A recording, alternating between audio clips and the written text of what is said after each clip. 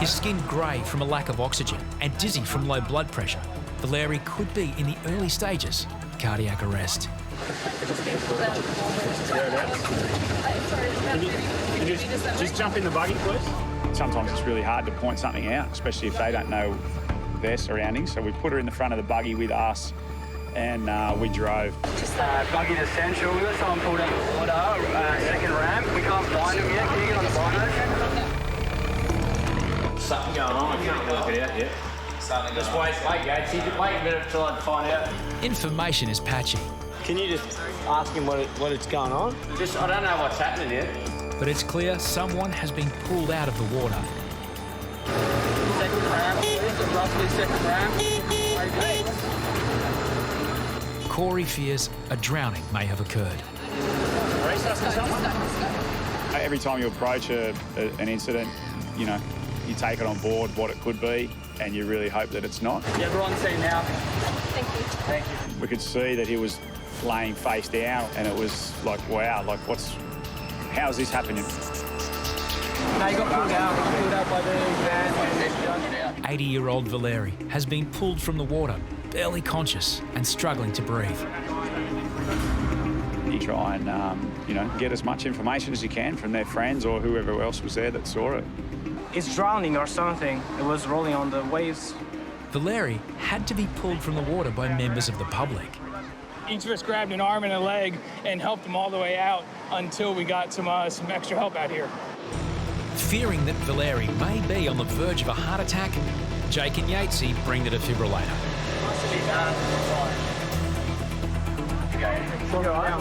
Yeah, just breathe and relax, and we'll go for the out.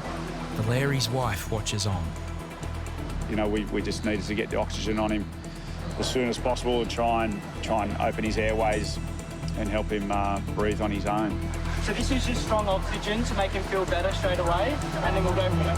His skin grey from a lack of oxygen and dizzy from low blood pressure, Valeri could be in the early stages of cardiac arrest. If on Central to South, just give us an update. It's breathing and taking oxygen now. Lifeguards want Valeri prepared for hospital as quickly as possible. We just had to get him out of the heat. It's really hot today and it's just sitting straight in the sun. So it's like, we got to go. It's vital that Valeri is seen by paramedics immediately. Need you to move, mate. Come on. We'll assess him, see how much he swallowed. Put your head down. We've got to lay him down on his back and raise his legs.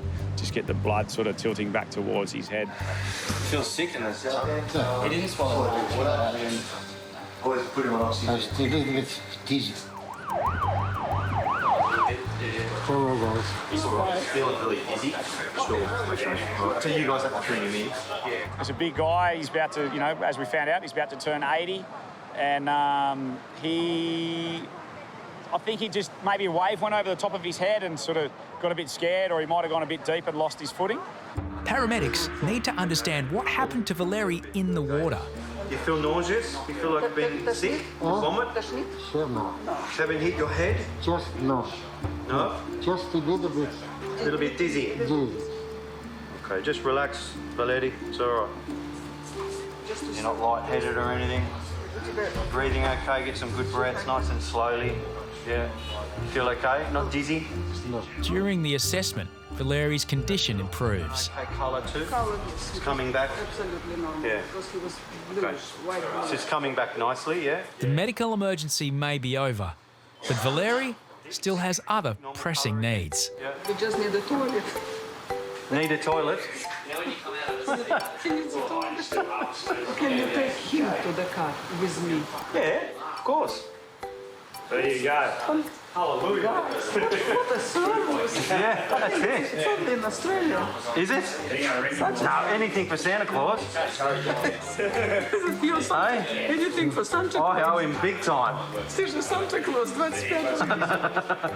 Valeri will need a trip in the ambulance, Feel okay walking?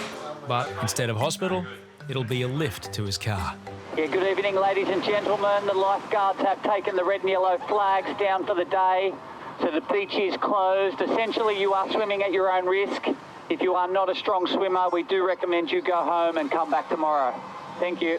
We were just about to walk out the door and I just spotted these two girls. These two younger girls just in that little rift there. I might just head down just really quickly. Oh, they're so young, they're so helpless. In time-critical rescues, the lifeguard in the passenger seat goes first. Yeah, she's putting her hand up. Going in. Yeah, boy, his hand's gone up. But Jethro is only just returning to full duties after a dislocated shoulder. Since returning to work from my shoulder, it was the first time I've been in the buggy, going flat stick, going to a rescue where you know that it's life or death. Both hands up.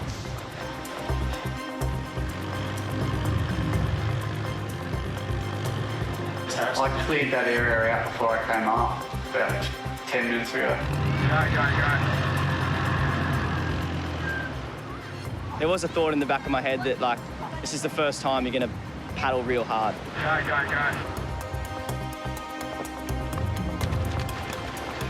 The fate of these two girls weighs on Jethro's shoulders. I could see that they were youngish girls and the fear was in their eyes. They're both like crying, eh? They're little, they should have. I don't know where their mum or someone is.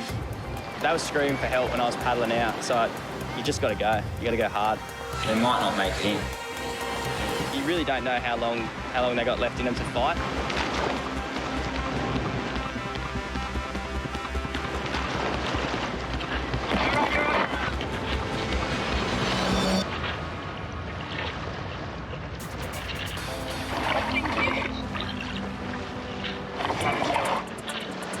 Jethro learns why the girls couldn't hear earlier warnings from lifeguards.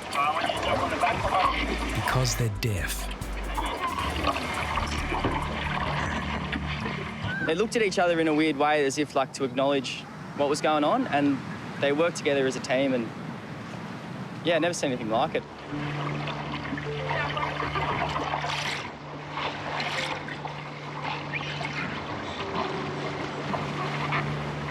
The young girls are sisters. On shore, Harrison looks for their parents. If I could hear the screams 50 metres away on the beach, surely the parents could hear the screams. Is that the mum on the shore in the black shirt?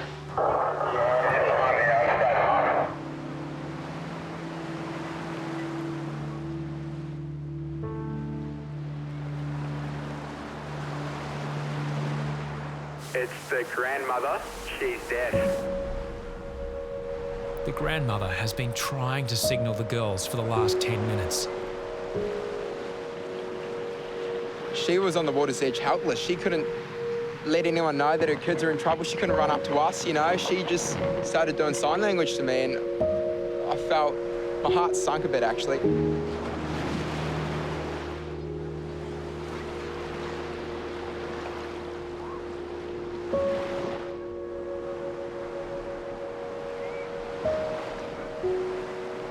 We didn't know we was moving back, and yeah.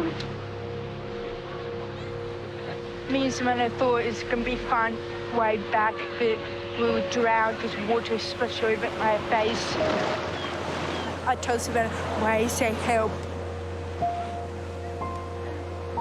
When you're out in the water, you hear, you know, the seagulls, the crashing of the waves.